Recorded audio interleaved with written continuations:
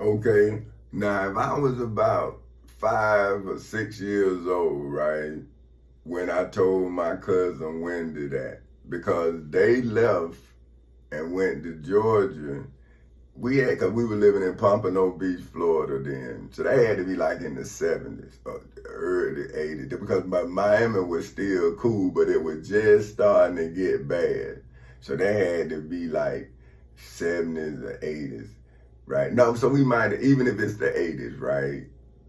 We had to be what, 11. But I don't think so. By then she was gone. So I'm telling you, it had to be when I was about, because I was out of the project, so it had to be about 9, maybe 9. So my brother was a little boy, and I told my cousin I would never hit my wife, and I told my wife when I said I'll never hit you. Yeah, I told her, promised her, right? So now, if Abraham, right, gave a promise, well, look at me. I gave a promise. I ain't never break it, right? I mean, look, most men would have what? But I'm saying, see, I have always learned how to let my wife grow from the situation. See what I'm saying? See, that's why I know she knows. See, because she was always privileged to the information, even if she didn't understand it. See, when my wife was going to school, college, and didn't have a job, I was billing her credit.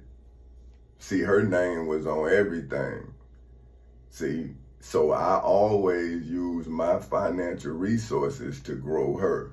Even if she didn't understand it, I can now walk her back through it. I'm saying, well, look, babe, look at your credit report. Now, look, when you started building credit, same time I started building it.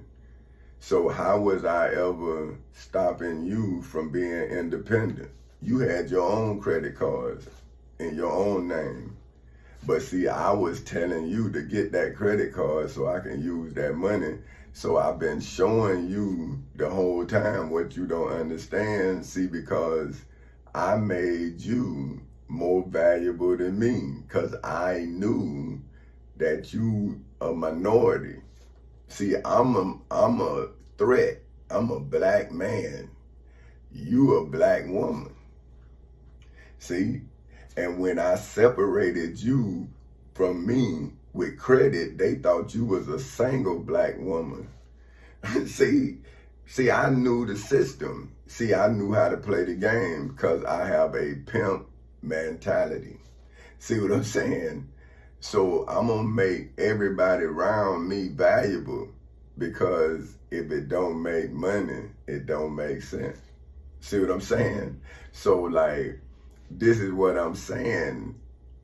If my past is a past of hustling, then I am a hustler. You understand what I'm saying? Just like Jay-Z, right? People talk about Jay-Z, but look at the results of the hustle, right? Now you say the man snitching. I'm saying the man too busy being successful to snitch, right? Cause see, I deal with haters like he deal with haters. And they thought I was doing something, but I'm saying, man, I used to tell them cats, man, say, listen, bro, because they used to talk to me about people.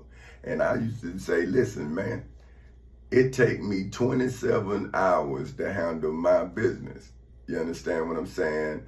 So I'm 3 hours in the hole when I get up. My brother, I ain't got time to be listening about nobody else. You understand? And that's how I would shut it down. But then they would get probably upset with me. But I'm saying, man, listen here, brother. I ain't got time to be listening about nobody else. And I'm saying even Jesus, the Prophet Muhammad, whoever.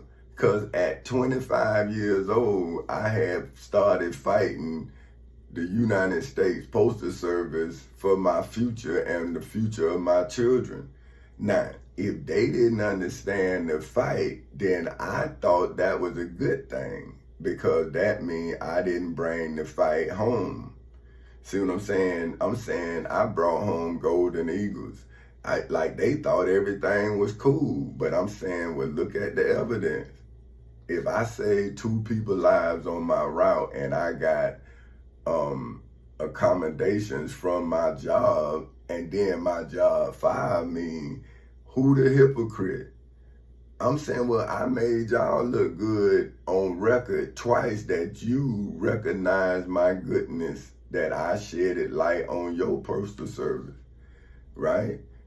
I saved your customer, because now you saying it wasn't my customer. See, I thought it was my customer. I didn't even ask for it. The customers called and say, hey, he saved my wife, right? They was like, Tommy, you saved somebody? I'm like, oh yeah, this lady was lost, and I ain't even think nothing of it, man. Next thing I know, cameras coming in, they taking pictures. Then this old lady fell. I had calm to say that they were trying to lift her up. I'm saying, man, you don't do that, you know, training in the military. And then I left. Cause I was always under stress. Like if I was 5 minutes late, they would bring me in the office, cause they knew it pissed me off, right? Cause I'm saying, man, I'm out here, it's hot, I'm doing all this, and you talking about 5 minutes, man. Like, and this what I'm telling you about childish people. Do you think childish people grow up? Well, why you call them childish when they're adults? They the same spoiled person they was when they were kids. And now when they got power, they just as nasty as they were when they were kids, right? They ain't wasn't no cool people. Nobody liked them. That's why they want to be managers, because they want to force people. See, they want to put their power, like they want you to feel like they felt. And you saying, man, I'll never feel like you felt, because I ain't nothing like you. You ain't intimidating me. And see, that's what made them mad or whatever, or scared, because once they saw that not only was I man enough to tell them that I ain't afraid of them, then I was as wise as them. I used the same laws that they used to reveal them, that they was trying to reveal me with.